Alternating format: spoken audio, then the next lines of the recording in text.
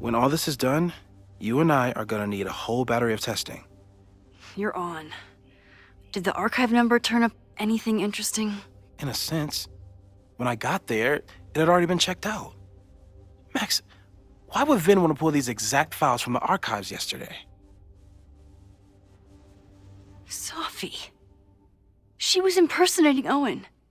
I saw her ask Vin for a document from the archive. Damn, Max. Look at those synapses firing again. So Sophie knows something related to these photos. But she was still poking around the Abraxas house last night. What does that tell us? Not a damn thing. And we still don't know how any of it connects to that original fire. Or my bro-tester friends. And here's some more disturbing news. I walked by the chem lab this morning. Someone had broken in there. I alerted security and I locked away the most flammable solutions I could find, but whoever it was now has a powerful fire starter. What do we do? I suggest we all review the evidence, then reconvene to share our thoughts.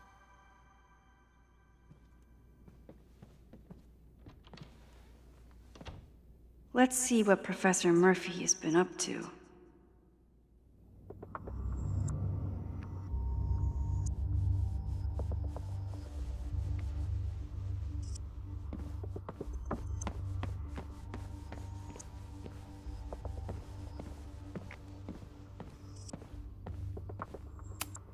Still at the vet.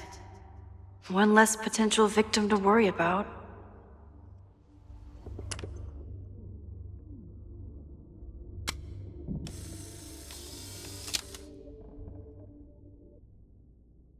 Thus began the curious caper of the missing Miss May J.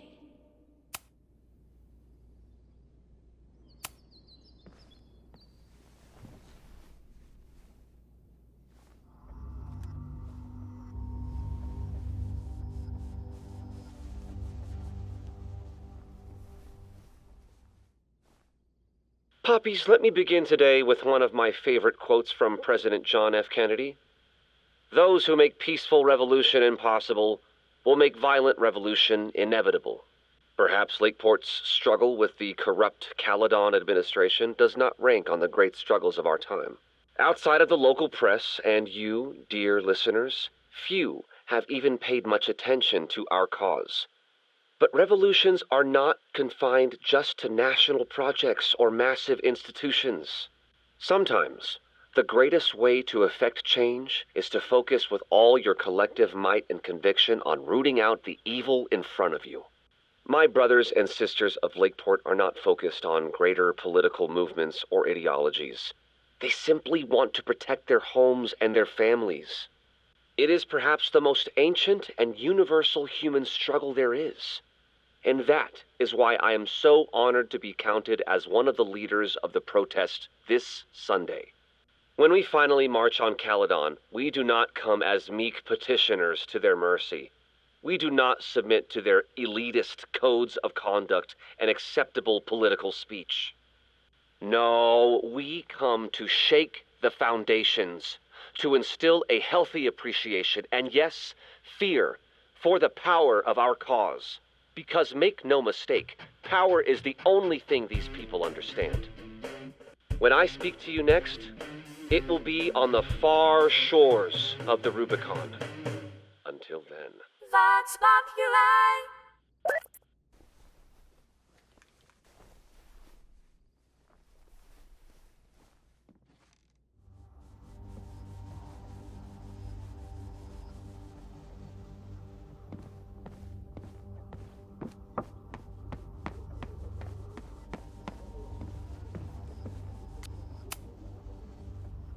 I don't think I've said thank you.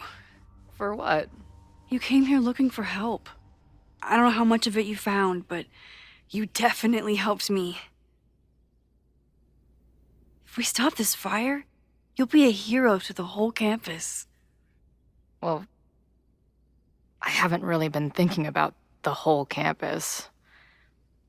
I've been thinking about you. But If we're throwing the H word around, I will take a plaque when all this is over. Or a statue. Definitely a plaque. It'll read Chloe Price, Slayer of Fires. Greatest Vermont hero since Ben and Jerry. Hell yeah. I'm gonna hold you to that.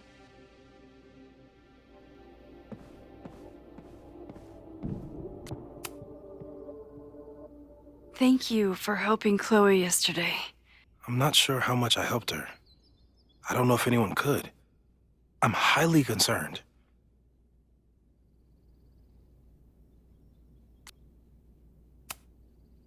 I know my powers are imperfect, but I don't think they would bring Chloe back to life just to have her die again. I've used up any scientific understanding I have on her situation. All I have left to offer is hope. As your friend, I sincerely hope reality isn't as unforgiving as it so often appears.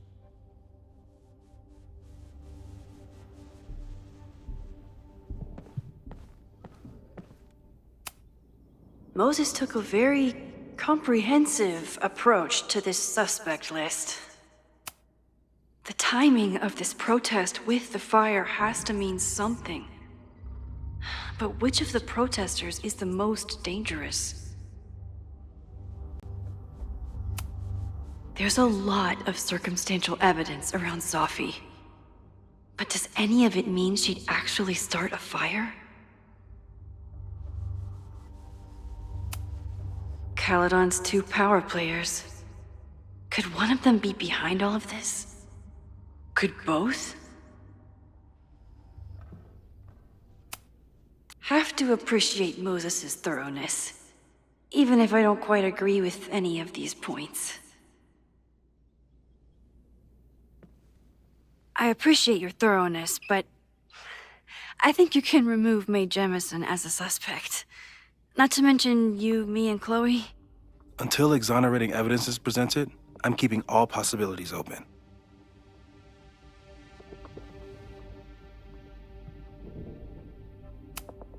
Would Reggie actually burn down the Abraxas house? And Vin. He's the ultimate puppet master. But why would he start the fire?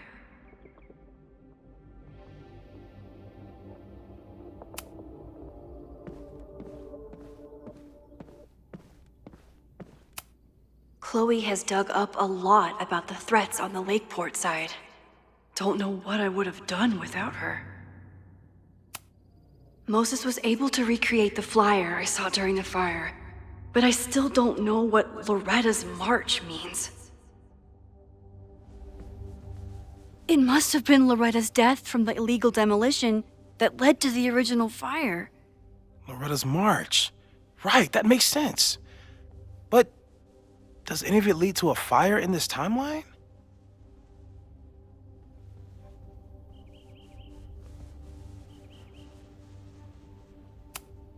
Lucas reshaped his whole personality around fighting academic corruption. Is it just talk, or would he actually attack Caledon?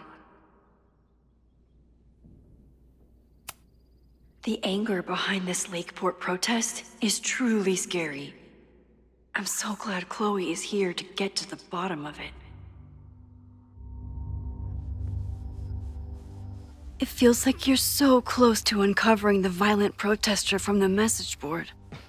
I hope so. And I hope it's enough to stop the fire.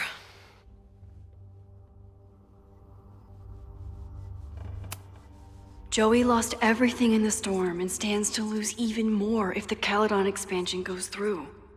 He has every reason to be angry. Holy crap, that's a lot of firepower for one protest. This group has been growing and organizing for some time, and it's all been leading to today's protest. Moses has dug up everything he can to help me and Chloe. We'd be lost without him.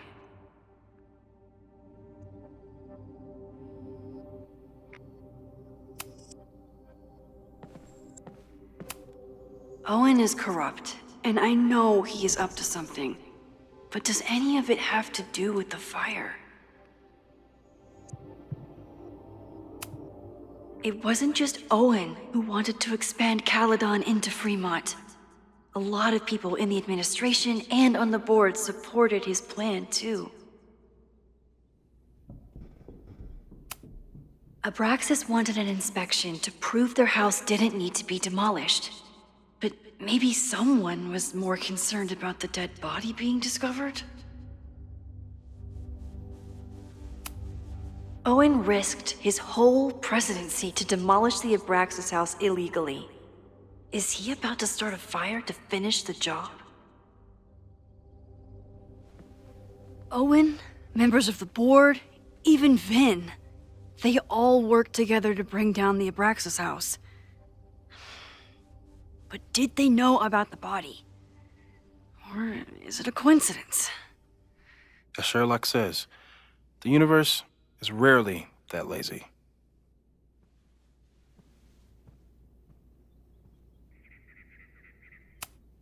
Owen is a young and ambitious new president. What wouldn't he be capable of to protect his Caledon 2.0 plan? I didn't realize how involved Yasmin has been since leaving the presidency. I wonder how much she knows about the Abraxas house. These were Reggie's notes from talking to Owen days ago, before the demolition. Clearly, Owen was hell-bent on demolishing that house.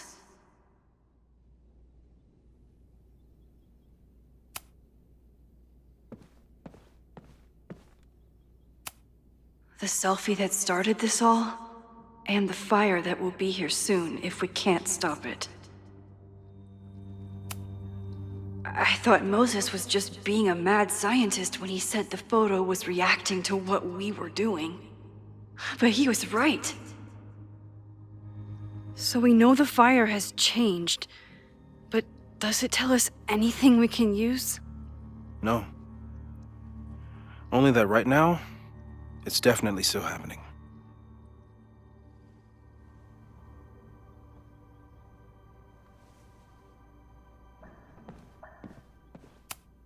Between Reggie's actions last night and that poor kid, I just know Abraxas has to be connected to the fire.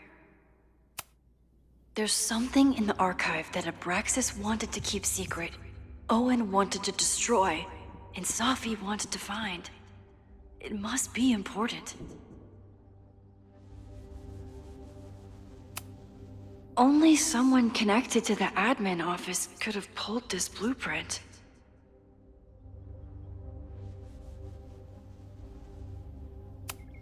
Vin has his entire future tied to Yasmin and Caledon. Could he be involved in covering up the death at the Abraxas house?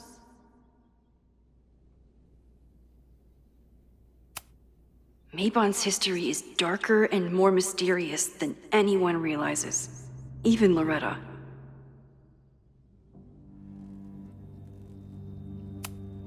Someone is desperate to cover up this kid's death from decades ago.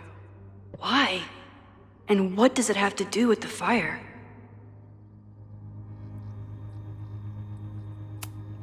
Abraxas members are furious at the administration. But is someone angry enough to start this fire?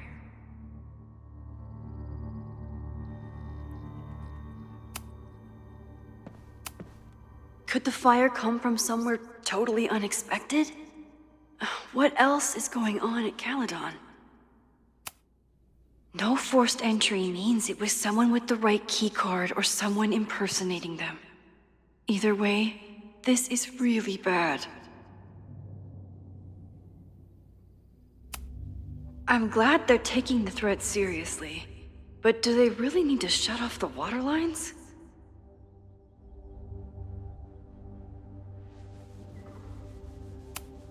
It's bad enough fighting Abraxas, the protesters, and the administration without also battling the unseasonably dry weather.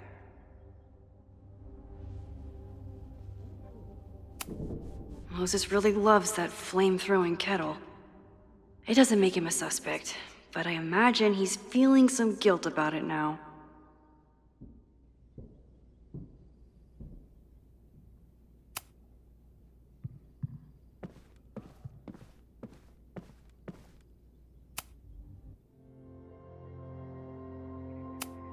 Okay, what do we know about the fire?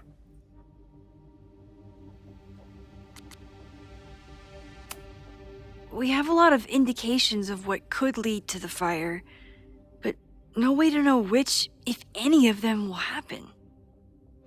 I'm afraid you're right. Just because the fire happened one way before, doesn't mean it'll play out the same way now. I think at this point we have to consider the fire might be a constant. You've made many changes to reality, yet it remains. Last time it was Loretta's death at the demolition that led to it, but now there was no demolition, so we don't know. It could be Abraxas, it could be the protest, it could be any of those other suspects on the board. There's no way to know. Furthermore, every step we take to stop the fire, even something as small as this conversation, is likely to shake the snow globe again and change what causes it. So the more we do, the less we know? That's fucking stupid. No, that's reality.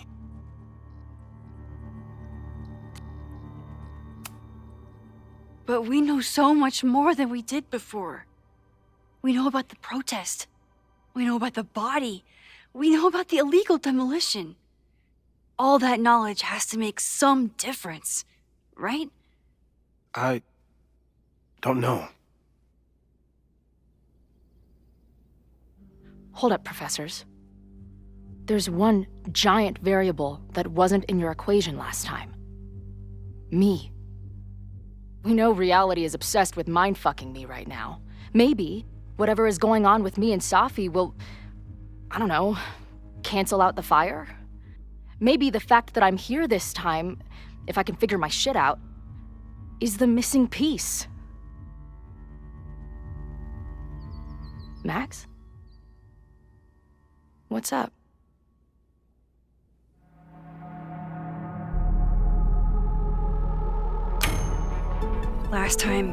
Last reality, you were here.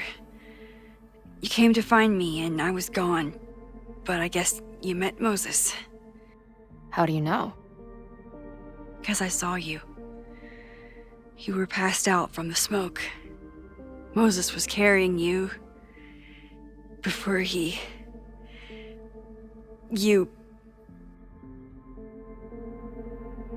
Oh.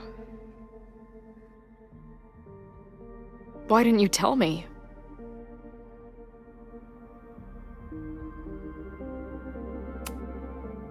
At first, I didn't realize what I'd seen. And by the time I pieced it together, I was too shocked to tell you. But that was last time. Like Moses said, everything is different. Now we know it's coming. Yeah. And we still can't stop it. What if the fire isn't the only constant? What if our deaths are, too? It's possible. No! It doesn't work that way. It can't. Whew. There is only one thing to do when reality fucks you this hard. I'm gonna go smoke.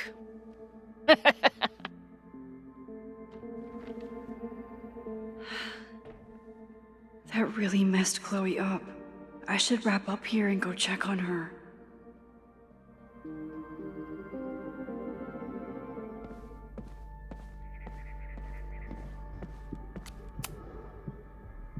Thanks again, Moses.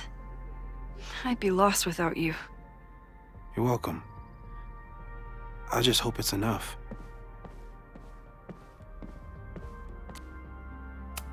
Stay safe, Moses. You too.